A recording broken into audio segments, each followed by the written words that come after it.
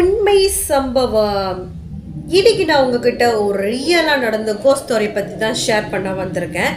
இந்த கதையை யார் நம்மக்கிட்ட சொன்னால் பார்த்தீங்கன்னா, அவங்க பேர் குணா. இது குணாவோட லைஃப்பில் நடந்துச்சா பார்த்தீங்கன்னா, ஆமாம்.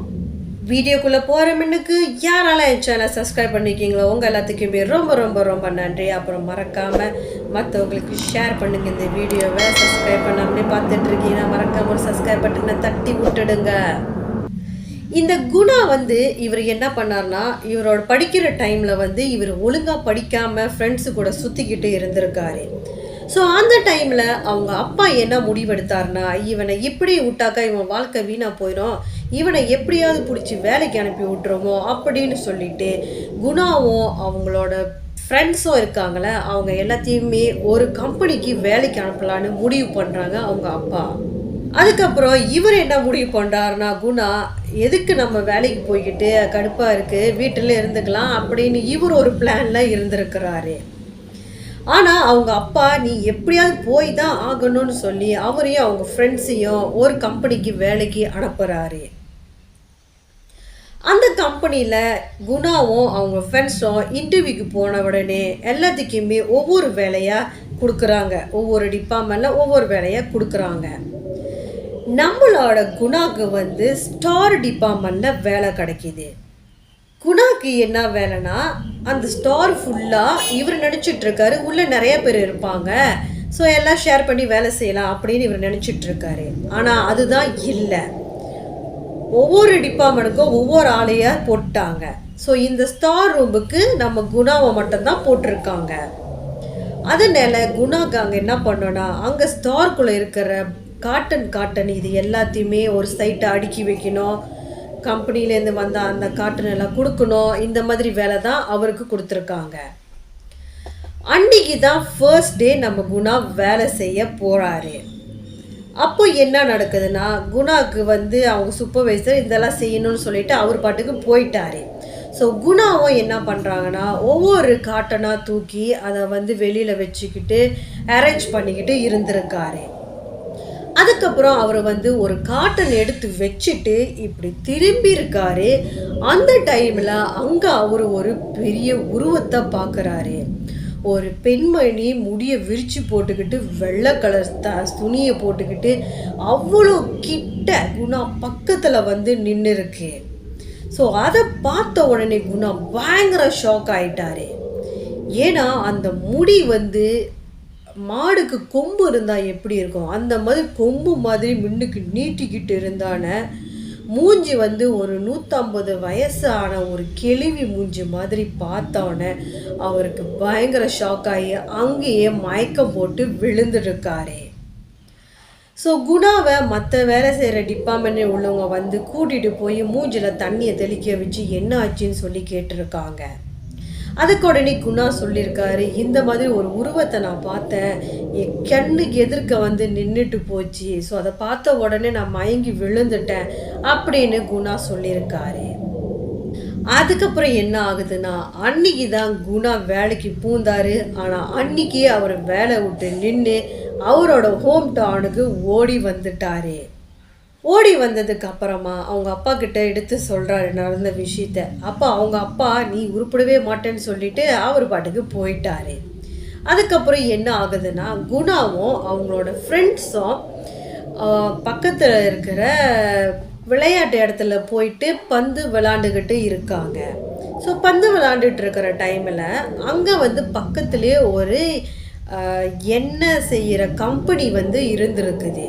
அப்போ இவங்க என்ன பண்ணியிருக்காங்கன்னா, என்னைக்காச்சும் ஒரு நாள் இந்த கம்பெனிக்குள்ளே நம்ம பூந்துடணும் அப்படின்னு சொல்லி முடிவெடுக்கிறாங்க.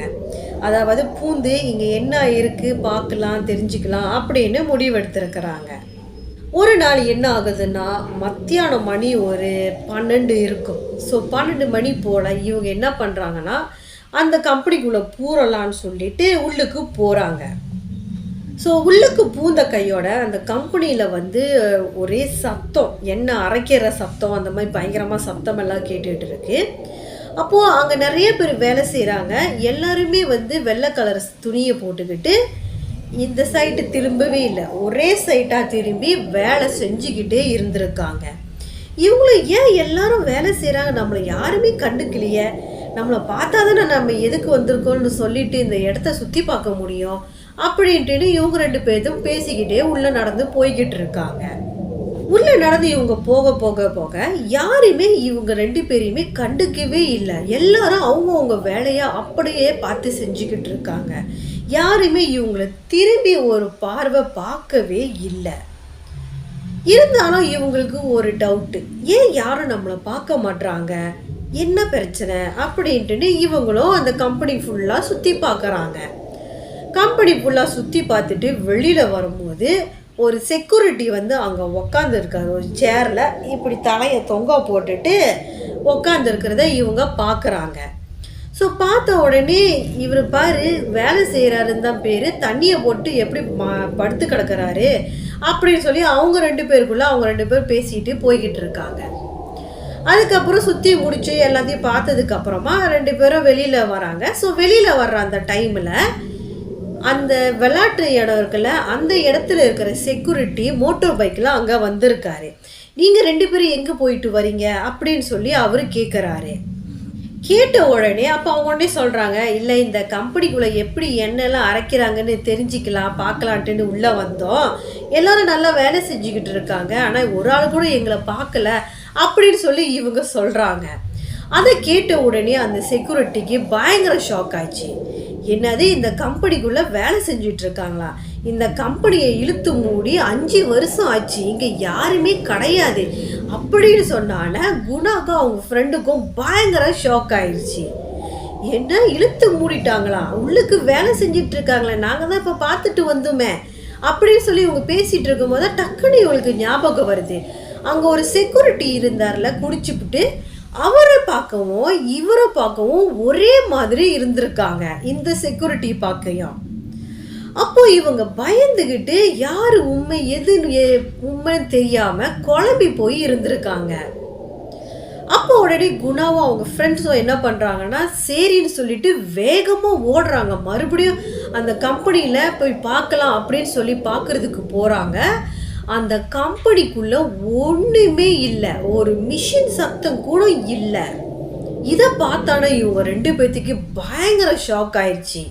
அதுக்கப்புறம் அவங்க 2 பேருமே சீக்கில் படுத்து ஒரு வாரம் படுத்த படுக்கையாக ஆயிட்டாங்க. அவங்களோட லைஃப்பில் மறக்க முடியாத இந்த 2 சம்பவத்தை குணா நம்மக்கிட்ட ஷேர் பண்ணியிருந்தாரு. இந்த மாதிரி உங்களோட லைஃப்லேயும் நடந்திருக்கா? அப்போ மறக்காமல் நீங்கள் என்னோட இன்ஸ்டாகிராம் லிங்க்கு கீழே கொடுக்குறேன். ஸோ ஃபாலோ பண்ணிவிட்டு வாய்ஸ் நோட்டாக கூட நீங்கள் ஷேர் பண்ணலாம். யாரெல்லாம் இது வரைக்கும் என் சேனல் சப்ஸ்கிரைப் பண்ணிக்கிங்க உங்கள் எல்லாத்துக்குமே ரொம்ப ரொம்ப ரொம்ப நன்றி. அப்புறம் சப்ஸ்கிரைப் பண்ணாமே பார்த்துட்ருக்கீங்க பார்த்தீங்களா, மறக்காமல் ஒரு சப்ஸ்கிரைப் பட்டனை தட்டி விட்டுடுங்க. அடுத்த வீடியோவில் உங்களை நான் சந்திக்கிறேன்.